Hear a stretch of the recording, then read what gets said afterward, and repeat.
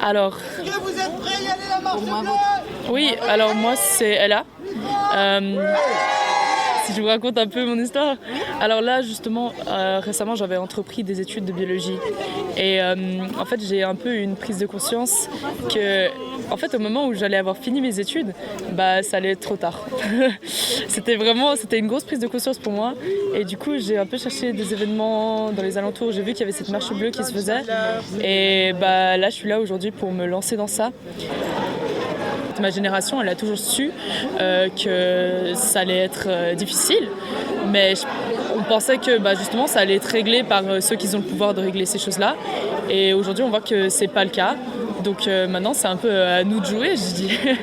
Donc voilà. J'ai dit avant, je me suis rendu compte qu'il serait trop tard, mais au final, il est jamais trop tard. Parce que tous les fractions de degrés qu'on peut empêcher, on sait que c'est des vies qui sont sauvées, quoi. Donc même si on nous dit qu'on approche des points irréversibles, c'est un défi qu'on n'a jamais connu auparavant et du coup il faut prendre des mesures qu'on n'a jamais connues auparavant. Et je veux dire, on a vu qu'on a pu se mobiliser à l'échelle internationale avec le Covid. Alors pourquoi est-ce qu'on n'est pas capable de le faire pour quelque chose d'encore plus grand, je veux dire.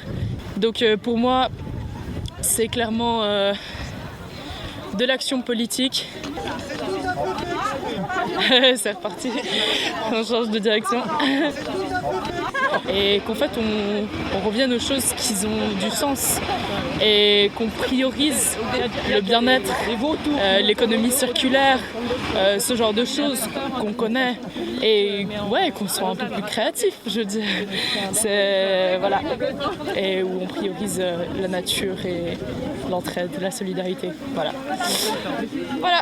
Moi, quand j'étais plus jeune, c'était un peu l'époque de il faut juste prévenir tout le monde et puis ce sera tout bon et on fera les bonnes choses. Mais non, en fait, moi, j'ai participé au Fridays for Future et là, vraiment, on avait l'impression que nous, on se bougeait et puis, mais enfin voilà, moi, je me rendais pas compte, je pense, de l'ampleur de la problématique. J'étais sensible à ça, j'étais touchée par ça, j'étais engagée pour ça, mais je me rendais pas compte de l'ampleur. Et maintenant, je pense que on peut plus se permettre de ne pas se rendre compte, en fait. Et pour moi, c'est aussi une question de, en fait, si vous n'allez pas diminuer, si vous n'allez pas se séparer de ces énergies fossiles, comment est-ce que vous comptez vous préparer pour les effets qui vont arriver, en fait? Qu'est-ce que vous prévoyez pour qu'on reste en sécurité quand il y aura justement le permafrost qui va fondre, parce qu'il va fondre au bout d'un moment, si on fait rien. Qu'est-ce que vous prévoyez quand on aura tous ces effets qu'on ne connaît pas encore aujourd'hui? Maintenant, on sait. Je pense que les gens, ils se rendent pas compte parce qu'ils se rendent pas compte que ça va leur toucher eux directement. C'est surtout ça. La probabilité que la vie existe sur Terre, elle est infime. Mais abyssalement infime. Et pour moi, ouais, ce serait vraiment bête de foutre tout ça en l'air, quoi. Et c'est de là que j'ai eu un peu cette prise de conscience. Même moi, je pense qu'on peut parler d'une crise existentielle, hein, parce que c'est clairement ça ce qui se passe. Donc ouais, pas facile. Au moins, on est là, on marche, il fait beau. Il y a du soleil. Un peu de vent. Ouais, ça va, ça fait plaisir. Elle est importante, cette marche, pour vous? Je crois que c'était social. Je crois que la dernière a déjà sonné. Et puis je vis dans un pays dont je ne suis pas fier, puisqu'on a signé les accords de Paris il y a exactement 7 ans. Et on n'a encore rien fait de concret. Il a fallu accoucher dans la souffrance d'une loi sur l'énergie, qui est en fait un contre-projet à l'initiative des glaciers. On le doit au référendum de la droite, de l'ultra-droite, contre la première mouture de la loi. Comme c'est un contre-projet, elle aurait dû entrer en vigueur automatiquement en octobre.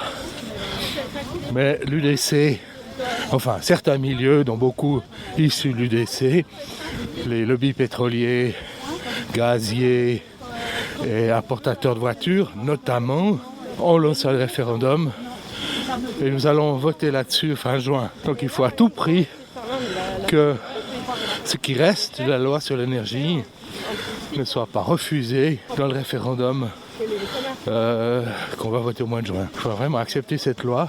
Elle est peut-être beaucoup trop compliquée, mais il y a une chose qui est absolument essentielle, c'est qu'elle stipule en toutes lettres que les émissions de la Suisse doivent être réduites à 60% ou 50%, je ne me souviens plus, ou je crois qu'il y a une petite marge d'ici 2030. Alors ça c'est très important. Évidemment que mettre ça dans la législation fédérale au plus haut niveau, c'est un point d'ancrage pour que toute la législation future tienne compte en fait de l'engagement de la Suisse aux accords de Paris. Et puis c'est très important parce que on dit oui 2050, pas de CO2, mais 2050 tout le monde sera mort. Donc tout le monde s'en fout. En gros, hein, ça fait pas peur à l'industrie, ça fait pas bouger. Pas du tout. Par contre, 2030, en gros, moitié moins, c'est un sacré défi. Je sais pas si la Suisse va y arriver, mais au moins comme ça, on va essayer de le faire.